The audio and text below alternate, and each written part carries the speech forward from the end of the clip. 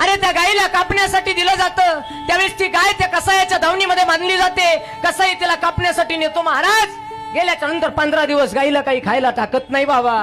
15 दिवस त्या गायीला काही खायला टाकत नाही, आणि न टाकल्यामुळं 15 दिवसाच्या नंतर त्या गायीच्या पोटातलं जे होतं ते सगळं संपून जातं. आणि 15 दिवसाच्या नंतर तिला 2 बादल्या भरून पाणी प्यायला ठेवलं जातं.